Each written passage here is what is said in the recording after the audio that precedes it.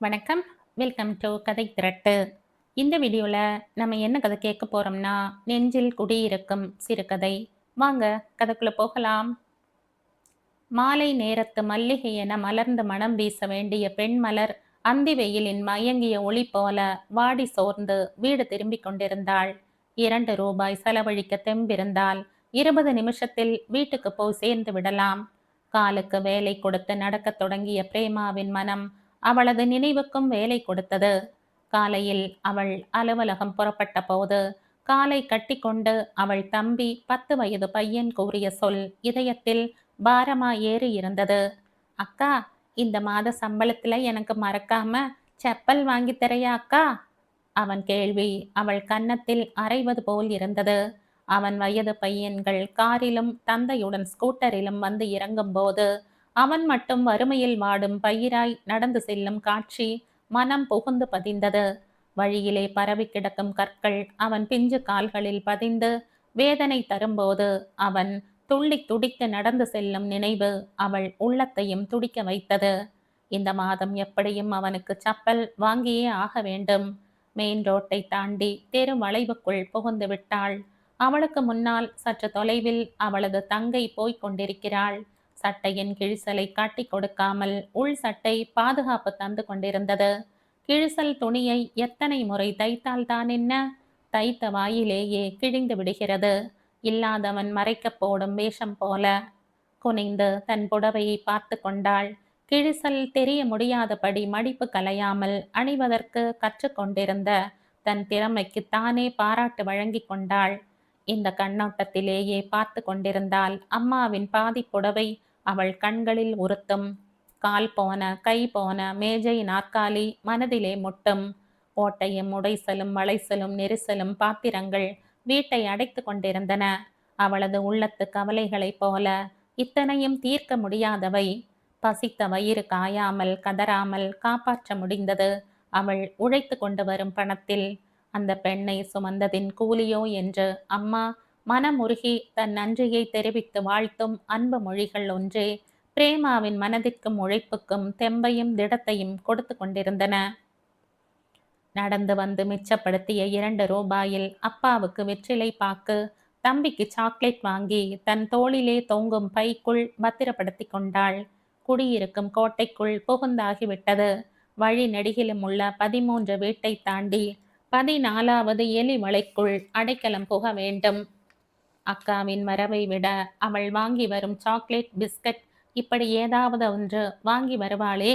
அதன் மீது பற்று கொண்டு வாசலிலேயே எதிர்பார்த்து நின்றான் தம்பி. உள்ளே வாடா கண்ணா என்று சொல்லிலே வாஞ்சையை தோய்த்து தம்பியை அணைத்து உள்ளே நுழைந்த போது, அப்பா கோபமா இருக்கார் என்று சைகையால் விளக்கினான் ரவி.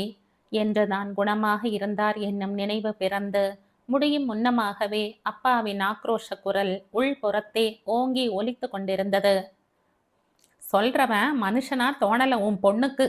என்னையே எதிர்த்து பேச எத்தனை துணிச்சல் அவளுக்கு. அம்மாவிடம் தன் நெஞ்ச பொறுமலை கொட்டி தீர்த்து கொண்டிருந்தார் செண்பகராமன். மகளது எதிர்ப்பு மனதிற்குள் ரணமாகி விட்டிருந்தாலும் வெளியே சொல்ல முடியாத தவிப்பு மரகதத்திற்கு. நெஞ்சக்குள் விம்மிய நினைவை மௌனத்தால் மறந்துவிட்டு காரியத்தை கவனிக்க விரைந்த மனைவியை தடுத்தார் செண்பகராமன். என்ன நான் சொல்றேன்? பிடிச்சு வச்ச மண் ஆமையா இருந்துட்டா காரியம் முடிஞ்சிடுமா? பெற்றவள் எதுக்கு இருக்க? உன் பெண்ணோட மனசுல பதியும்படியா எடுத்து சொல்லி காரியத்தை முடிக்க பாரு. செய்து முடிப்பதற்காக எடுத்து வந்திருக்கும் அலுவலக சுமையோடு குடும்ப சுமையும் சேர்ந்து அழுத்த களைத்து காதடைத்து வந்து கொண்டிருந்த பிரேமாவின் செவிட்டில் அரைந்தது போல் இருந்தது தந்தையின் பேச்சு. அவரது கேள்வி நியாயமானதுதானா என்று கேட்டு தனக்குத்தானே விடை தேட முடியவில்லை. தன்னோடு சுமந்து வந்திருக்கும் வேலை பளுவை எத்தனை சீக்கிரம் முடிக்க முடியுமோ அத்தனை வேகத்தில் முடித்துவிட்டு ஓய்வு பெற வேண்டும். பகலெல்லாம் உழைத்த உழைப்பிற்கு இரவு நேர தூக்கமாவது அவசியம் தேவை. அப்பாவும் அம்மாவும் தர்க்கித்து கொண்டிருந்த அறை பக்கம் போகாமல் பக்கத்து அறைக்குள் பதுங்கிக் கொண்டாள். அக்கா வாங்கி கொடுத்த சாக்லேட்டின் சுவைக்கு நன்றியாக ரவி, அக்கா, நான் வேணும்னா உனக்கு காப்பியை இந்த அறைக்கே எடுத்து வந்துடட்டுமா? அம்மா மூடி பாத்திரத்துல சுட சுட ஊத்தி வச்சிருக்கா. கண்களும் கால்களும் பரபரக்க விரைந்த தம்பியை இழுத்து அணைத்து கொண்டாள். வேண்டாம்டா கண்ணா, சூடு பாத்திரத்தை தூக்கி வந்து உன் கையிலோ காலிலோ கொட்டிக்க போற, நானே போய் குடிச்சுக்கிற, நீ போய் விளையாடு என்று விடுதலை கொடுத்ததும் சிட்டாய் பறந்து விட்டான் ரவி. முகத்தை அலம்பிக்கொண்டு சோர்வை போக்க நினைத்து அறையினின்றும் நகர்ந்த போது வாதிட்டு நிற்கின்ற பெற்றோர்களை ஓரக்கண்ணால் பார்க்க நேர்ந்தது. நீண்ட பெருமூச்சுக்கு அப்பால் அம்மா சொன்னாள், நான் எத்தனையோ சொல்லி பார்த்துட்டேன். அந்த பெண்ணோட மனசுல என்னதான் இருக்கோ, இந்த காலத்து பசங்களோட மனசுல என்னதான் சிந்தனைகள் தீர்மானங்கள் இருக்குமோ நம்மால புரிஞ்சுக்க முடியல. ஏதாவது சொன்னா தலைமுறை இடைவெளி, உங்களுக்கு ஒன்றும் புரியாதுன்னு ஒரே வார்த்தையில சொல்லி முடிச்சிடுறாங்க. அது என்ன இடைவெளியோ, அது என்ன சிந்தனையோ, அம்மா அங்கலாய்த்து கொண்டிருந்தாள். பெற்றவர்களின் கண்ணுக்கு படாமல் சுவரோடு சுவராக ஒன்றிவிட முனைந்த பிரேமா அம்மாவிடமிருந்து எழுந்த பெருமூச்சால் தாக்குண்டாள். அம்மா, அம்மா, பெண்ணாய் பிறந்த உனக்கே என் நிலை புரியலையா?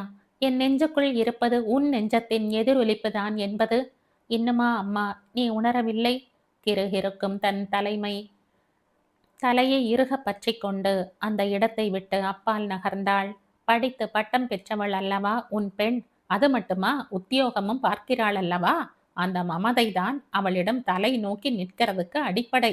அவ பணத்துல நாம சாப்பிட்டு இருக்கோம் இல்லையா, அந்த இளக்காரம், அவ எங்க நம்ம பேச்ச மதிக்க போறா? அறையே இடிந்து விழுந்து விடுமோ என்று அஞ்சும்படியாக இறைந்து கொண்டிருந்தார் அப்பா. எதற்காக இப்படி தொண்டையை உடைத்து கொள்ள வேண்டும்? குழந்தை காதுல விழப்போறது, பாவம், அவளுக்கு எத்தனை வேதனையோ. அம்மாவின் சொல் பிரேமாவின் அடிபட்ட இதயத்திற்கு அருமருந்தாக இருந்தது. அம்மா என்றைக்கும் அம்மாதான், என்றைக்கும் இப்படியே உன் அரவணைப்பில இருந்துவிட அனுமதி கொடுத்து விடம்மா என்று அழுது துடித்தது பிரேமாவின் நெஞ்சம். துடிக்கும் நினைவை நெஞ்சத்தின் ஆழத்தில் புதைத்துவிட்டு முகம் கால் அலம்பிக்கொண்டு அம்மாவிடம் வந்தாள். அம்மா கொடுத்த காஃபியை எந்தவித சலனத்தையும் காட்டிக்கொள்ளாமல் வாங்கி குடித்துவிட்டு அலுவலக ஃபைல்களை கவனிக்க எப்படித்தான் முடிந்ததோ, அலுவலக ஃபைல்களை புரட்டும் முன்பு இந்த மாத சம்பளத்தில் தம்பிக்கு செப்பல், தங்கிக்கும் நிச்சயம் ஒரு செட் உடை வாங்கி கொடுத்து விட வேண்டும் என்ற நினைவை மன ஏட்டில் பதிவு செய்து கொண்டாள். செந்தாமரை பத்திரிகையின் காரியாலயம் காலை விழிப்புடன் சுறுசுறுப்பாக இயங்கத் தொடங்கியது. வெள்ளை பேப்பரில் அச்சடித்து தள்ளும் இயந்திரத்திற்கு ஈடாக மக்களும் அவர்களது பணியை இயந்திர வேகத்தில் இயக்கிக் கொண்டிருந்தார்கள். உதவி ஆசிரியை பிரேமா வெகு மும்மரமாய் தன் முன் இருக்கின்ற கதைகளை தேர்வுக்காக படித்து பரிசீலனை செய்து கொண்டிருந்தாள். எத்தனையோ சம்பவங்கள், உணர்ச்சி பேதங்கள் நிறைந்த கதை குவியல்கள், பாசத்தின் பிணைப்பு, தியாகத்தின் சிறப்பு, காதலின் களிப்பு, நகைச்சுவையின் கலகலப்பு, இப்படி பல தரப்பட்ட எழுத்தோவியங்கள் அத்தனையும் பிரேமாவின் தீர்ப்புக்காக காத்திருந்தன. அவள் மனமோ தனக்குத்தானே தன் வாழ்வுக்கே தன்னால் தீர்ப்பு வழங்க முடியாத நிலையில் குழம்பி கிடப்பதை நினைத்து பார்க்கிறாள். அப்பா சொல்வதைப் போல அவர் ஏற்பாடு செய்யும் வரனை மணந்து கொண்டு நிம்மதியாக இல்லற வாழ்வு தொடங்குவதை விட்டு ஆண் மகனுக்கு சமதையாக அவர்கள் மத்தியில் வந்து அமர்ந்து கொண்டு இது என்ன வாழ்க்கை என்று மனம் கசந்தது. எதிரே மேஜையின் மீது அவள் பார்வையில் கிடந்தது பெண்ணின் தியாகத்தை உயர்வாக கொண்டு பின்னப்பட்ட கதை. சற்று முன் அதை படித்துவிட்டு பிரசுரத்துக்காக தேர்வு செய்து வைத்த போது அவள் மனம் எத்தனை முறை பாராட்டி இருந்தது அந்த கதையை. அப்படி பாராட்ட தூண்டிய உணர்ச்சி எங்கிருந்து பிறந்தது? எதிரே வந்து கொண்டிருந்த சந்திரனின் உருவம் பிரேமாவின் சிந்தனையை கலைத்தது. என் வேலையில் பாதி முடிந்துவிட்டது சார் என்று பணிவுடன் கூறிக்கொண்டே அடக்கமாக எழுந்து நின்றாள். உட்கார் பிரேமா, இப்பொழுது நான் வந்தது பத்திரிகை விஷயமாக அல்ல, நண்பர் ஒருவரின் சொந்த விஷயமாக பேச வந்திருக்கிறேன், தூது வந்திருக்கிறேன். சந்திரன் நண்பர் என்று சொல்லவும் புரிந்தும் புரியாத உருவத்தை கண் எதிரே நிறுத்தியது. மேலும் என்ன சொல்வாரோ, எவ்வித பிரச்சனையை முன் வைத்து அலை கடலாய் தத்தளிக்க விடுவாரோ என்றெல்லாம் குழம்பியது. உன் தந்தை உன்னிடம் விஷயத்தை சொல்லி இருப்பாரே? சொன்னார் சார், மன்னிக்கணும், நான் அது விஷயமாக ஏற்கனவே முடிவு செய்து அப்பாவுக்கு பதில் கொடுத்து விட்டேன். தயவு செய்து பத்திரிகை சம்பந்தமாக ஏதாவது கேள்வி இருந்தால் கேளுங்கள், இல்லையானால் போய்விடுங்கள் என்பதை சொல்லாமல் சொல்லிவிட்டாளே, கெட்டிக்கார பெண்தான் என்று சந்திரனின் மனம் பாராட்டியது. நண்பனின் திருமணத்திற்காக தூது வந்த சந்திரன் அவளது மறுப்புக்கு காரணம் அறிய முடியாது குழம்பிய நிலையில் பின்னால் சந்திக்கிறேன் என்று கூறிவிட்டு அங்கிருந்து நகர்ந்தார். ஆசிரியரிடம் மரியாதை குறைவாக அவர் மனம் புண்படும்படி பேசிவிட்டோமோ என்று உள் மனம் கலங்கினாலும் உறுதி குலையாமல் கொள்கையில் நின்றுவிட்ட திறமைக்காக தன்னையே தேற்றிக்கொண்டு மீண்டும் கதை தேர்வில் புகுந்தாள். வீட்டுக்குள் நுழைந்தபோது அவளது உயிர் தோழி மாலா காத்திருந்தாள். உள்ளத்து பாரத்தை எல்லாம் ஒருவருக்கொருவர் பரிமாறிக்கொள்ளும் ஆத்ம நட்பு கொண்டவர்கள் இருவரும். மாலாவின் வரவால் மகிழ்ச்சியுற்றாள் பிரேமா. வெகு நேரமாக காத்திருக்கிறாயா மாலா? இன்றும் சில நிமிஷங்கள் பொறுத்திரு. முகம் கை கால் கழுவி சோர்வை துடைத்துவிட்டு உன்னுடன் பேச வருகிறேன் என்று உட்புறம் விரைந்தாள். குளிர்ந்த நீரின் ஸ்பரிசத்தால் பொலிவு பெற்ற முகத்தில் பளிச்சென பொட்டிட்டு கொண்டு தலையை லேசாக வாரி முடித்து வெளியே வந்தாள். அவளது அம்மா சொல்லிக் கொடுத்திருந்த பழக்க வழக்கங்களில் இதுவும் ஒன்று. என்னடி மாலா, வாய் அடைத்து போய் உட்கார்ந்து விட்டாய்? ஏன் இன்று உன் குரலே எழும்பவில்லை என்று கேட்டபடியே காஃபியை அவளிடம் கொடுத்தாள். உன்னுடைய காஃபிக்காக நான் இங்கே வரல பிரேமா, உன்னிடம் சில சந்தேகங்கள் கேட்டு போக வந்தேன் என்றதும் பிரேமா வியப்புற்று தோழியை கூர்ந்து நோக்கினாள். விளையாட்டு போக்கிலே பேசவில்லை. உண்மையாகவே ஏதோ முக்கியமான விஷயம் பேச வந்திருக்கிறாள் என்னும் நிலைமையை புரிந்து கொண்டாள். என்னிடம் எந்த கேள்வியும் கேட்க உனக்கு உரிமை உண்டு மாலா. என்னை பெற்றவள் என்னை கை நீட்டி அடிக்க கூசுவாள். நான் வளர்ந்து விட்டேன் என்பதினாலே. ஆனால் நமக்குள் அந்த வளர்ச்சி பேதம் இல்லை. வேண்டுமானால் அடித்து கேட்கவும் உரிமை உண்டு. எடுத்த எடுப்பிலேயே உணர்ச்சிகளை வார்த்தைகளுக்குள் பின்னி பேசிவிட்ட பிரேமாவிடம் அவள் கேட்க வேண்டிய கேள்வியை சட்டென கேட்க தயங்கினாள். ஆனால் சற்று முன் பிரேமாவின் தாய் கேட்டுக்கொண்டது. பெண்ணின் வாழ்விலே மலர்ச்சி காண துடித்திருக்கும் தாய் அன்பு நினைவில் தோன்ற மாலாவை பேச வைத்தது. படித்து உத்தியோகம் பார்க்கும் பெண்களை பற்றி தவறான அபிப்பிராயம் கொண்டு விடுகிறார்கள் பெரியவர்கள். அந்த எண்ணத்தை தவிர்க்க வேண்டியது நம்முடைய கடமை இல்லையா? மாலா, நீ என்ன கேட்கப் போகிறாய், எதை கேட்க வந்திருக்கிறாய் என்பது எனக்கு தெரியும். தெரிந்தால் சொல்லேன். என் திருமண விஷயமாக சம்மதம் பெற அம்மாவின் தூண்டுதலின் பேரில் என்னிடம் பேச வந்திருக்கிறாய். பெண்ணுக்கு திருமணம் அவசியம் என்பதை ஒப்புக்கொள்கிறேன். நானும் எல்லா பெண்களையும் போல ஆசாபாசங்களும் உணர்ச்சிகள் விளையும் மனமும் நிறைந்தவள்தான். ஆனால் எனக்குள் சில கடமைகள் என்னிடம் இருந்து அந்த ஆசைகளை எல்லாம் பறித்து கொண்டு விட்டன.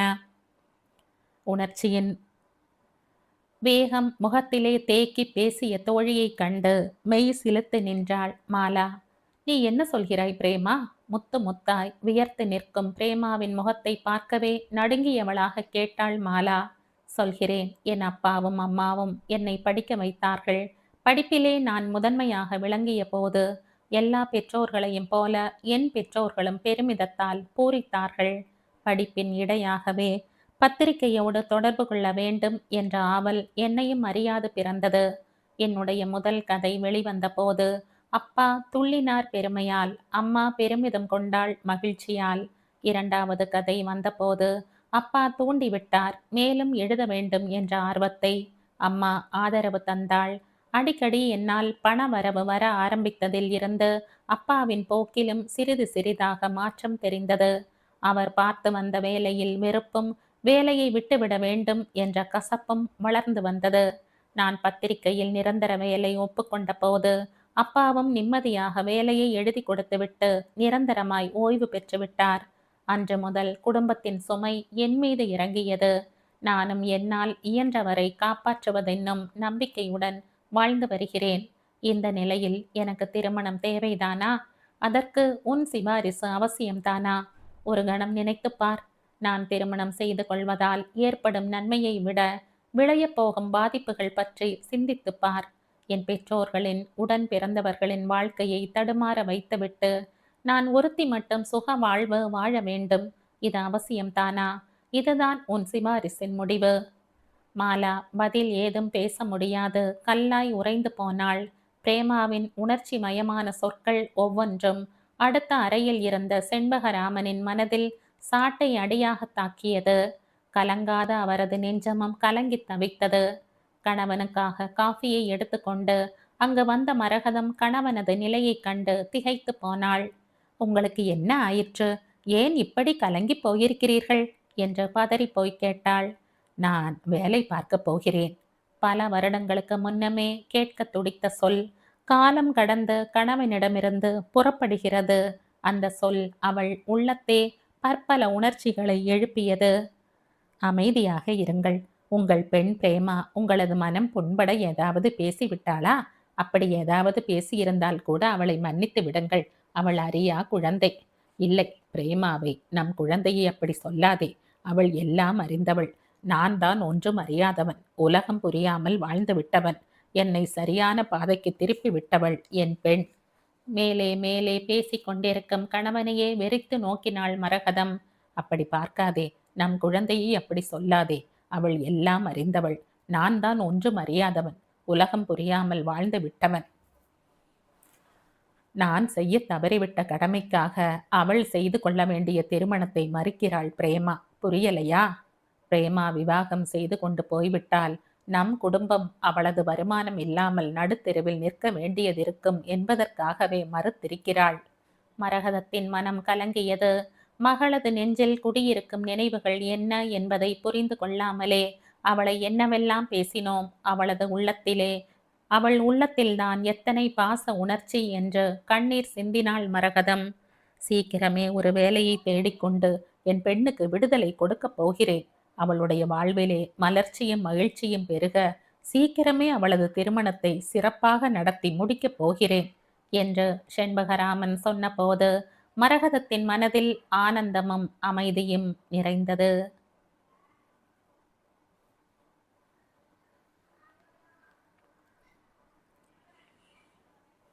இதோடு இந்த கதை முடியுது. இந்த கதை உங்களுக்கு பிடிச்சிருந்தா லைக் பண்ணுங்க, ஷேர் பண்ணுங்க, சப்ஸ்கிரைப் பண்ணுங்க. மற்றும் ஒரு இன்ட்ரெஸ்டிங்கான கதையோட அடுத்த வீடியோல சந்திப்போம். பாய். தேங்க்யூ.